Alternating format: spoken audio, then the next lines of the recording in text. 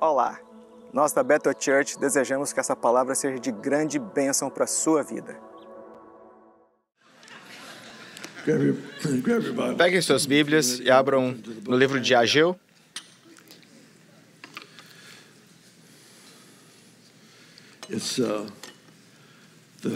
É o penúltimo livro do Velho Testamento. Se você chegar em Mateus, vire à esquerda. Se chegar em Isaías, Ezequiel, vire à direita. É um pequeno livro de 2 capítulos. Várias vezes na noite passada, acordei pensando nesse livro, no livro de Ageu. Adoro esse livro, principalmente porque, provavelmente há cerca de 40 anos, o Senhor me falou sobre o 2º capítulo, versículo 9, que diz: a glória da última casa será maior do que a primeira. O que para mim é uma declaração profética da intenção de Deus, de que se você acha que o livro de Atos foi emocionante, espere o que ele vai fazer no final dos tempos. Há início e fim para essa época chamada igreja, e há o derramamento em Atos e depois a glória da última casa, o que Deus pretende fazer. Era importante para mim encontrar alimento como esse para alimentar minha alma, porque cresci rodeado de pessoas que tinham prazer em coisas ficarem cada vez piores, até que Jesus finalmente viesse e nos salvasse. Meu pai nunca acreditou nisso, mas haviam pessoas com quem convivíamos que pareciam ter esse tipo de pensamento. E não dou atenção à teologia de ninguém sobre os últimos dias que não precisa de ter fé para obtê-la. E muitas dessas coisas quase exigem medo para obtê-las. Você precisa, de certa forma, fazer parceria com a ineficácia do Evangelho. Muitos crentes têm mais fé na volta de Cristo do que no poder do Evangelho. Embora a volta de Cristo será mais gloriosa do que imaginamos, o poder do Evangelho é o que o torna assim, é o que o prepara para que as coisas aconteçam. Acordei várias vezes na noite passada pensando o que não é normal para mim, não costumo acordar pensando nos profetas menores. Por mais espiritual que você pensa que eu seja, isso não é o que acontece quando acordo. Não quero lhe dizer, mas não penso nisso. Mas acordei várias vezes pensando nessa história em particular. Eu vou lhe dar um contexto para que você entenda um pouco melhor o que estamos prestes a ler. Ageu foi um dos profetas, de fato, ele está escrito no capítulo 6 de Zacarias, acho que no verso 17, que quando reconstruíram o templo, tiveram sucesso por meio da profecia de Ageu e Zacarias. Em outras palavras, os profetas permitiram que o povo de Deus fosse bem-sucedido em seu propósito. Israel, depois de entrar na Terra Prometida, viveu lá por um tempo, mas caiu em pecado profundo e se recusou a se arrepender. Deus levantou o Império Babilônico para levá-los cativos, e eles se tornaram servos do mundo babilônico. E o Senhor havia lhes dado essa palavra, uma promessa que seriam libertados, que um dia voltariam. De fato, ele disse 70 anos. Jeremias deu essa palavra, que haveriam um período de 70 anos e que eles seriam libertos e voltar a reconstruir o templo, reconstruir a cidade, a nação. Então, esse período de tempo chegou, e o que aconteceu foi que as pessoas foram libertadas da Babilônia, voltaram para Jerusalém, e começaram a construir. Não, esqueci quanto que eles concluíram, mas eles não concluíram a tarefa. Pararam, acho que no altar. Voltaram ao seu propósito e, aos poucos, foram se distraindo. Quantos sabem? Você não acorda um dia entusiasmado com o que Deus lhe disse para fazer, no dia seguinte você... vou fazer o contrário. Não, isso não acontece dessa forma. É um desvio lento e gradual por meio da complacência, da insensibilidade, da decepção, esse tipo de coisa. De alguma forma, Israel saiu desse lugar de saber porque eles estavam vivos, gratos por terem sido libertados da escravidão e agora se tornou um povo novamente. Pode imaginar como essa sensação foi de ser libertado da escravidão para a liberdade, mas eles perderam a gratidão por essa dádiva que Deus lhe deu e aos poucos começaram a se concentrar em si mesmos. Eles estavam absorvidos em seu próprio mundo, construindo seu próprio reino, construindo suas próprias casas, todas essas coisas que precisavam fazer, todas essas coisas eram necessárias, responsabilidades, mas às vezes assumimos responsabilidades que quase contaminam nossa responsabilidade principal, que nos afastam da razão de que estamos vivos. Você pode ser responsável e sair do propósito de Deus. E se isso parece nobre e você pode convencer todo mundo ao seu redor que está fazendo pelo motivo certo, mas quando isso te desvincula do motivo pelo qual você está vivo, isso trabalha contra a natureza de Cristo em você. Enfim, temos esse livro incrível. O que Ageu faz é trazer essa palavra profética para o povo de Deus. E o que os profetas fazem, nesse caso, eu espero que veja, senão você pode ler os 2 capítulos e verá mais claramente. O que os profetas fazem, primeiro, ele vem e se dirige ao povo de Deus e diz a eles, isso é porque vocês estão nesse buraco. Então, ele mostra o problema. Então, em segundo lugar, ele lhes dá uma saída. É isso que você tem que fazer, aqui é a sua tarefa, vamos reengajar com o motivo pelo qual você está vivo. E então, depois vem no futuro, no capítulo 2, e diz, a glória da última casa será maior do que a primeira, encherei esse templo com glória. Qual que é o ponto? O ponto é que ele define o buraco em que estão, traz eles fora do buraco e então dá a eles um alvo tão elevado que jamais teriam a inteligência de pedir. É tão glorioso. E esse Deus que nos chama desse lugar de escravidão para um lugar de liberdade, chama a si mesmo de o desejo das nações. De alguma forma, uma conexão entre o povo de Deus, assumir nosso papel de direito, de um propósito, de alguma forma há uma conexão entre isso e as nações serem despertadas para essa pessoa, Jesus, como aquele que satisfaz o clamor do seu coração. Jesus descreve a si mesmo como o desejo das nações, o que basicamente significa que todos anseiam por ele. Só não sabem o que estão ansiando, não sabem o seu nome. Então é preciso ser ilustrado, modelar, pregar, mostrar para que as pessoas saibam. É assim que você realiza tudo aquilo que você nasceu para ele. Chega de conversa. Vamos ler o capítulo 1 de Ageu. Vamos ler alguns versículos. Mantenha sua Bíblia aberta. Se não tiver uma, vá para o vizinho ao lado. E se eles não tiverem uma também, não se chegue tão perto para assustá-lo. Versículo 2. Assim diz o Senhor dos Exércitos, esse povo diz, ainda não chegou a hora de reconstruir a casa do Senhor. Então o Senhor enviou a mensagem por meio do profeta Ageu, porque vocês vivem em casas luxuosas, enquanto minha casa continua em ruínas. Assim diz o Senhor dos Exércitos, veja o que tem acontecido com vocês. Plantam muito, mas colhem pouco. Comem, mas não saciam. Bebem, mas ainda têm sede. Vestem-se, mas ainda não se aquecem. Seus salários desaparecem como se vocês o colocassem em um bolso furado. Assim diz o Senhor dos Exércitos. Veja o que tem acontecido com vocês. Agora subam as colinas, tragam madeira e reconstruam minha casa, para que me alegrarei nela e serei honrado. Esperam por colheitas fartas, mas pegam coisas escassas. E eu sopro o que vocês têm. Por quê? Porque a minha casa está em ruínas, enquanto cada um de vocês estão construindo suas próprias casas. É por causa de vocês que os céus retêm o orvalho e a terra não produz as suas colheitas. Observe que, às vezes, há falta porque nossas prioridades estão fora do lugar, nossos valores não estão corretos. Estamos repelindo as provisões do Senhor. Amém, Bill. Esse é um ponto muito bom. É por causa de vocês que os céus retêm o orvalho e a terra não produz as colheitas. Enviei a seca sobre os seus campos e sobre as colunas, a seca para murchar o trigo, as uvas, as azeitonas, tudo que as plantações, os seus animais, tudo que plantaram. Então Zorobabel, filho de Salatiel, o sumo sacerdote, Josué, e todos os remanescentes do povo obedeceram à mensagem do Senhor, seu Deus. E quando o povo ouviu as palavras do profeta Ageu, que o Senhor, seu Deus, tinha enviado, temou o Senhor. Mais 2 versículos. Então Ageu, o mensageiro do Senhor, transmitiu ao povo essa mensagem dizendo, estou com vocês, diz o Senhor, e o Senhor deu ânimo ao governador de Judá, Zorobabel, filho de Salatiel, e ao sumo sacerdote Josué, filho de Josadaque, e a todo remanescente do povo, e começaram a trabalhar na casa de Deus, o Senhor dos Exércitos. Há várias coisas que me provocam, que me instigam essa história.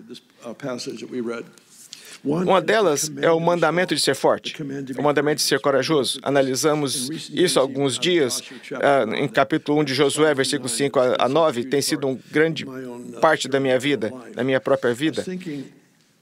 Eu estava pensando há pouco nessa passagem de Isaías. Ele diz, eu mesmo sou aquele que o consola. Quem é você para que tenha medo?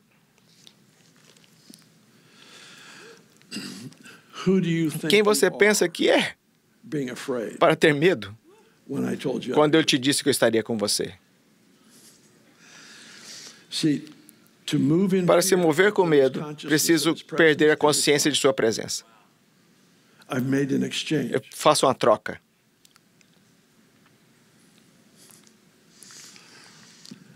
Eu fiz uma troca do Deus que se revelou a estar comigo e me deu promessas e propósito, e fiz a troca de deixar dessas realidades e abraçar o medo nesse lugar. O medo é fé no inferior. E a palavra do Senhor veio à nação expondo o que eles haviam feito. Ele diz, vocês habitam em suas casas luxuosas. Vocês habitam em suas boas casas, mas a casa do Senhor está desolada. A casa do Senhor nessa história, para o nosso bem de hoje, não é um prédio de igreja. É o propósito que Deus atribuiu a você. Cada um de nós, isso pode ser um pouco diferente. Talvez seja um trabalho evangelístico, talvez é servir uma casa de reabilitação, seja o que for. Todos nós recebemos tarefas do Senhor. Há uma razão pela qual estamos vivos, há uma razão pela qual somos membros de um corpo, membros uns dos outros. Cada um de nós temos um papel a desempenhar. E é o fato de estarmos totalmente engajados com o propósito do Senhor que faz com que nós tenhamos o impacto e o efeito sobre a humanidade que Ele planejou. Eu já cometi esse erro várias vezes, é embaraçoso contar, mas quantas vezes em minha vida esperei que Deus fizesse algo quando Ele estava esperando que eu fizesse algo. Esse é o erro mais fácil de eu cometer. Eu não sei porquê, mas é um erro que parece se repetir com muita frequência. Eu estarei em um momento em que preciso da libertação do Senhor, preciso do milagre, da provisão, do romper, da palavra, da direção, de algo. E eu espero e nada acontece. Então, finalmente descubro, eu tenho que agir. Isso aconteceu com Israel, quando eles saíram da terra do Egito, Moisés os liderava. Em Êxodo 14, há uma série maravilhosa de versículos que considero tão divertidos e úteis ao mesmo tempo. É que Moisés se coloca diante do povo, da nação, e diz, aquietem-se, e verão a salvação do Senhor que Ele realizará hoje. Palavra poderosa. Na frase seguinte, Deus está falando com Moisés, e Ele diz, por que você está clamando a mim?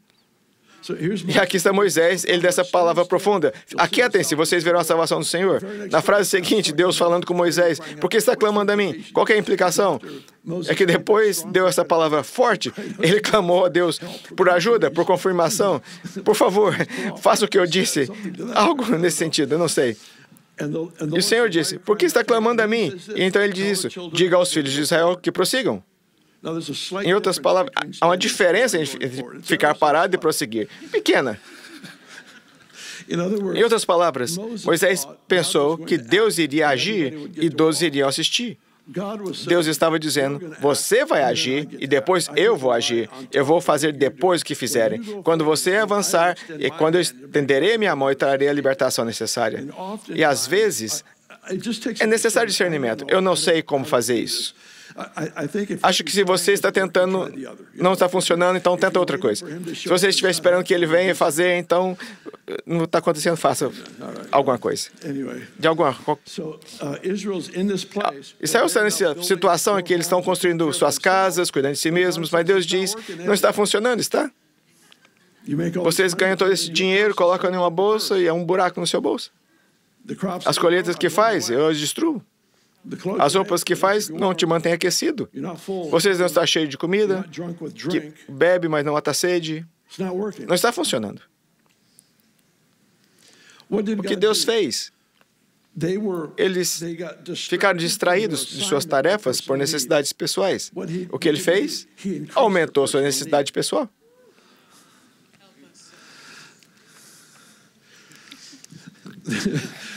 Há momentos em que o Senhor nos coloca em situação. De fato, acho que é assim que funciona. Descubra por si mesmo. Acho que há momentos, é porque eu fiz uma escolha ruim, uma escolha errada. Não estou falando de imoral, antiética. Não escolhi o melhor que Deus tinha para a minha vida. Não agir quando eu deveria agir. Porque eu fiz uma escolha ruim, acabo em uma situação da qual, no meu melhor dia, não consigo sair. A única resposta é a sua libertação. E há momentos em que ele dá essa sequência, uma série de escolhas erradas, dizendo, tudo bem, você não aprendeu pela minha orientação, então agora você terá que aprender pela minha libertação. Pode parecer estranho, mas isso não é punição. Há momentos em que quanto maior a dificuldade que você enfrenta, menos opções você tem. E geralmente escolhemos melhor quando temos menos opções.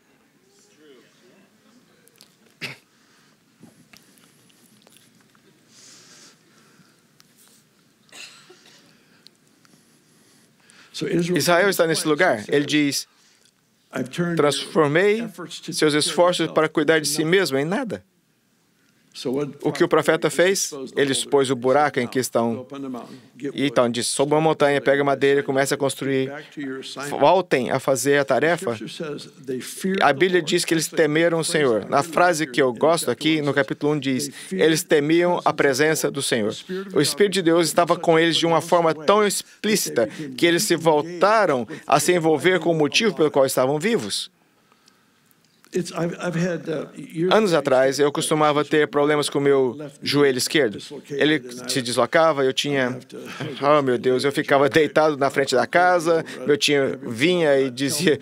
Eu dizia para ele o que fazer, eu lembro que o meu técnico fazia no futebol. Colocava o pé ali, puxava a perna para fora e em seguida endireitava e lentamente havia um estalo. E eu ficava ali mancando. Era uma experiência terrível. O Chris me ajudou uma vez, ele veio e colocou o pé dele ali e se tornou o Dr. Chris. Dr. Chris. Ele trouxe libertação à minha vida. Quando o osso está deslocado assim, está vivo, mas não pode funcionar. E muitos crentes estão deslocados do seu propósito, estão vivos, mas não têm função. E o profeta vem para reconectar, para corrigir aquilo que está fora de ordem. E sou muito grato pelos profetas. Te digo, o Chris, toda a equipe aqui, aqueles que nos relacionamos há tantos anos. Esse dia é sobre o meu amor e afeição pelos profetas. Conheço as histórias de terror, já as ouvi, já as li, mas desde muito cedo, meu pai me apresentou algumas pessoas proféticas que eram a parte importante dos ministérios que vinham e serviam a Bethel. E no início dos meus 20 anos, quando eles falaram tão profundamente a minha vida, e desde então eu sou grato por ter me conectado a genuínos profetas que amam a Deus e que amam as pessoas. E aí está o milagre. Essa parte de amar a Deus e as pessoas. Essa é a parte que estamos procurando. E sinceramente fomos presenteados com isso. Trata-se da minha gratidão, de certa forma, por Deus ter levantado Ageus no dia de hoje para colocar o osso de volta no lugar. Então, quando está de volta, então, é aqui que nós estamos indo. Vamos reconectar com a razão de estar vivo, com o propósito de existir. É para lá que nós estamos indo. Nós estamos indo em direção a um templo, não é um prédio, é a casa de Deus, novamente cheia da glória. A presença manifesta de Jesus se torna a característica predominante. Porque o que aconteceu nesse versículo, quando você lê aqui, você vê que as pessoas viram que estavam reconstruídos, os idosos choravam porque não era tão bonito quanto era, e os jovens estavam entusiasmados porque era melhor do que qualquer coisa que eles já tinham visto. E tínhamos isso acontecendo ao mesmo tempo. E Deus diz, mas eu vou enchê-la com minha glória. E de repente, aquilo que foi desprezado se torna a coisa mais gloriosa da nação. E se torna o que ativa a fome nas pessoas, por Deus, nas nações, o desejo das nações. Há um versículo, vou tirá-lo do contexto, mas estou com o microfone e posso fazer isso. Há um versículo que é citado em Romanos 12, mas é do livro de Provérbios, e diz, sua generosidade incomum despertará a consciência das pessoas. Pense nessa frase. generosidade incomum. Em outras palavras, a coisa que nós podemos fazer para ativar a consciência de um povo, de uma nação, de uma cidade, de um indivíduo, de uma família. Despertar a consciência do que é valioso, do que é importante. Como isso aconteceu? Aconteceu por meio de serviço, aconteceu por meio de generosidade radical, aconteceu por meio de ministração eficaz a uma pessoa pelo Espírito de Deus, e isso despertou nela. Isso que esse livro está dizendo não é só sobre o povo de Deus construindo um templo, é sobre o desejo das nações se manifestando por meio do povo de Deus fazendo o que nasceu para fazer. Há um papel que você desempenha, um papel que eu desempenho, e que somente quando trabalhamos juntos é que isso afeta a cultura em si, até que eles sejam despertos para aquilo que nasceram. O desejo das nações se torne vil, e por meio do seu serviço radical, bondade e afeição pelas pessoas, uma consciência é despertada. Capítulo 2, versículo 4. Ora, pois, esforça-se, Zorobabel, diz o Senhor, esforça-te, Josué, filho de Josadaque, sumo sacerdote, esforçai-vos todo o povo da terra, diz o Senhor, e trabalhai, porque eu sou convosco, diz o Senhor dos Exércitos, segundo a palavra. Quando eu saí vocês saíram do Egito, o meu espírito continua com vocês, não tenham medo. Então diz o Senhor dos Exércitos, ainda uma vez, então farei tremer a terra, os céus e o mar, e eles virão aos desejos das nações. Aqui que Deus chama a si mesmo de o desejo das nações, Ele escreveu no código da humanidade a fome por essa uma coisa, a única coisa que pode satisfazer aquilo para o qual nasceram. Está escrito lá, eles precisam ouvir e ver isso. Encherei essa casa com glória, diz o Senhor dos Exércitos. Minha é a prata, meu é o ouro, diz o Senhor dos Exércitos. A glória dessa última casa será maior do que a da primeira, diz o Senhor dos Exércitos. E nesse lugar darei a paz, diz o Senhor dos Exércitos.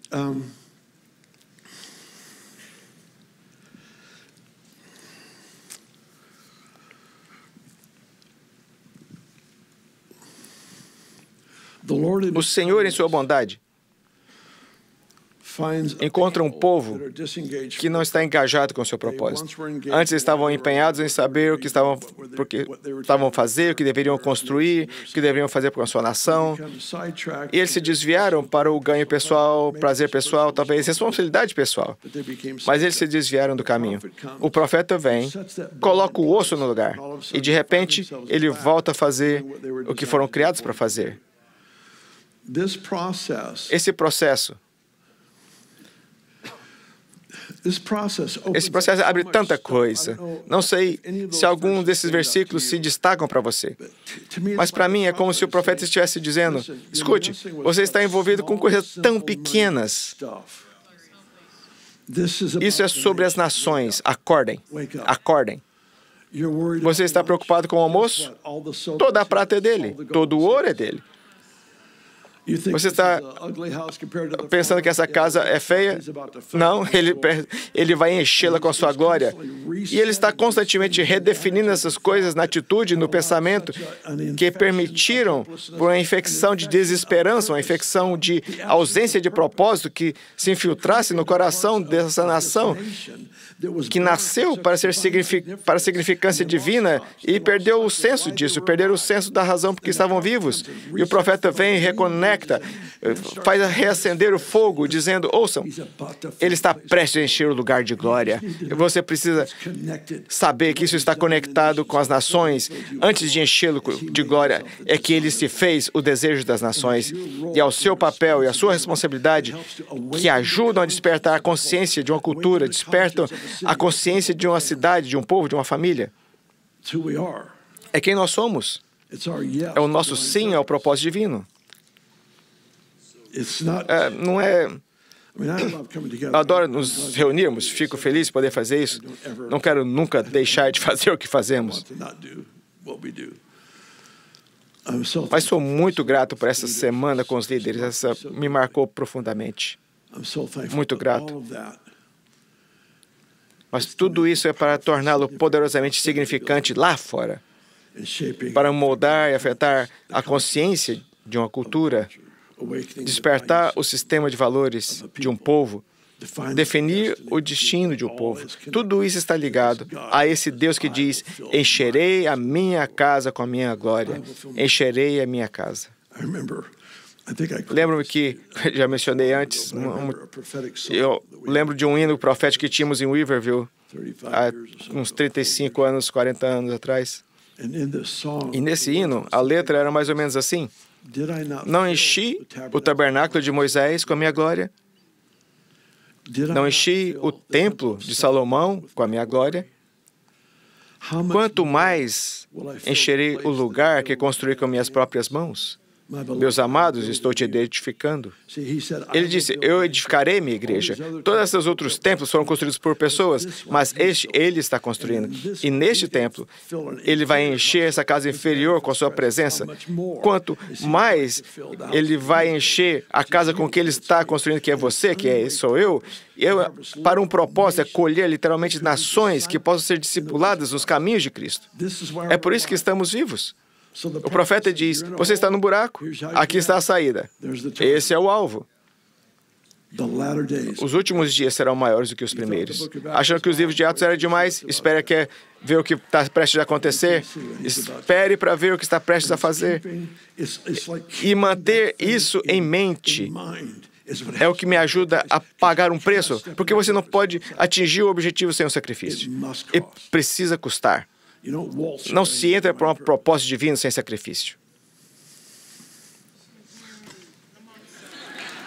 Amém.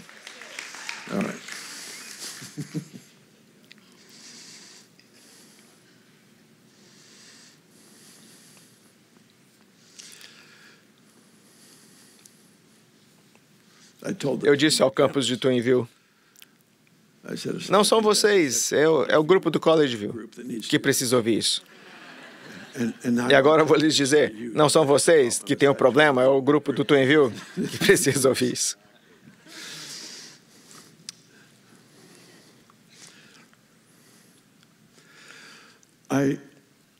Normalmente, num assunto como esse, eu viria até vocês afirmando tudo que foi feito correto, porque essa é a nossa vida, eu ando para esse lugar e fico maravilhado dia após dia.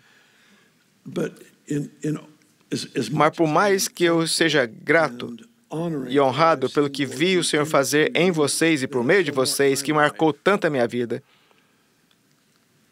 percebi no meio da noite e hoje de manhã, quando acordei, que Ele não estaria falando comigo sobre Ageu a noite toda se já tivéssemos feito tudo certo. É como se fazer uma correção no meio do caminho, é como, oh Deus, dar um passo além do que já dissemos sim. Meu Deus, eu olho ao redor da sala e o preço que vocês pagaram para estar aqui, para ser parte dessa família, dessa casa, deixando trabalhos, lares, famílias, tudo o mais para só fazer parte. Alguns cruzaram o mundo, outros atravessaram a rua, mas você ainda está aqui. Sinceramente, eu estou muito impressionado e agradecido pelo preço que foi pago e continua sendo pago. Mas sinto que preciso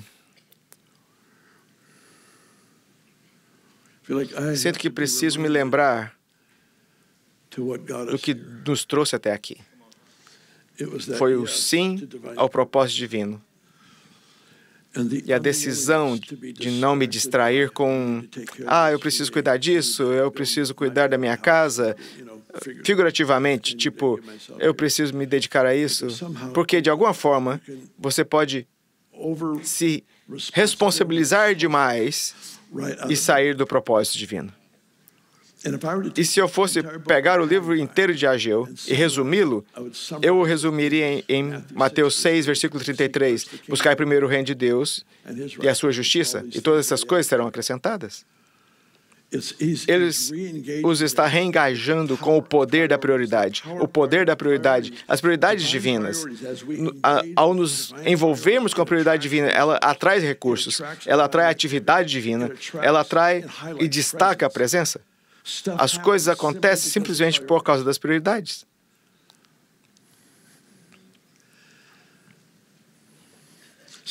Buscai primeiro o reino, então essas coisas serão acrescentadas. Meu Deus, já fizemos inúmeras vezes, mas fico dolorosamente consciente do fato de que, quando busco primeiro o reino, Deus cuida dessas coisas, mas quando começa a voltar a minha atenção para essas coisas, eu perco as coisas e perco a minha consciência do rei e do seu reino. Só funciona dessa forma, só funciona com a prioridade certa, o apetite certo, a fome certa, a entrega certa ao propósito de Deus. E então Ele administra essas coisas para mim e faz um trabalho melhor. E seu compromisso com a minha realização é melhor do que eu poderia fazer sozinho. Tudo bem? Estou tentando terminar, portanto, descanse. Fique tranquilo. Essa frase mexe muito comigo, está no Salmo 103, eu vou ler. É aqui que ele diz que ele cura todas as suas doenças, perdoa suas iniquidades. E então ele diz que satisfaz a sua vida com coisas boas, de modo que a sua juventude se renova como a da águia. Pense comigo. Quem satisfaz sua vida? Você busca primeiro o reino, ele faz essas coisas. Ele satisfaz a sua vida para que a sua juventude seja renovada. Não sei se isso faz sentido para você. Há algo em Deus cuidar das coisas que secretamente desejamos ou ambicionamos, mas que rendemos ao serviço a Ele, e Ele vai e faz. E faz melhor do que poderíamos ter pedido. Ele diz, você está sendo renovado em sua juventude, você está voltando o relógio em um nível de energia, em um nível de visão, em saúde, todas essas coisas estão voltando, porque Deus começou a satisfazer o clamor profundo do coração, em vez de você tentar satisfazê-lo sozinho. Quando eu faço a casa bonita, a minha meta, então tenho buracos na carteira, tenho comida que não satisfaz, etc, etc. Mas quando faço da casa dele sua tarefa para a minha vida, a prioridade, de repente, tudo funciona. E o relógio volta atrás. A visão é renovada, a esperança é renovada, a energia é renovada, renova a sua vida como a da águia. E minha oração é, Deus nos ajude a nos tornarmos excepcionalmente conscientes. Essa semana eu estava orando pelos sonhos, vou orar por você. Deus, nos visite à noite. Que nossos sonhos se tornem profeticamente claros. Dê-nos perspectiva do que está por vir. Ajude-nos no apetite de nossos corações a nos envolvermos plenamente no que o Senhor está dizendo, plenamente no que o Senhor está fazendo. Não comprometendo o propósito para ganho pessoal, mas abraçando tudo aquilo que qual o Senhor nos criou. Ajude-nos a viver de tal forma que despertemos a consciência de uma cidade. Deus, nós precisamos disso. Oro para que isso aconteça conosco como família da igreja. Agradeço pela família e pelos amigos reunidos, nossa família online. Nós os abençoamos em nome de Jesus. Eu oro, Deus, desperte em nós a consciência que desperta a consciência dos outros. Peço isso em nome de Jesus. Deixa eu te perguntar rapidamente, há alguém aqui que não sabe o que é ser perdoado dos seus pecados? Não sabe o que é nascer de novo? Você diria, eu não quero sair até que eu saiba que eu tenho um relacionamento pessoal com Jesus. Se tem alguém aqui que está nesse lugar, levante a mão, eu quero ver, eu quero fazer um acordo com você, honrar o fato de que você está prestes a começar uma nova vida. Se é você, levante a mão rapidamente. Parece que todos estão aqui. Então vamos ficar de pé.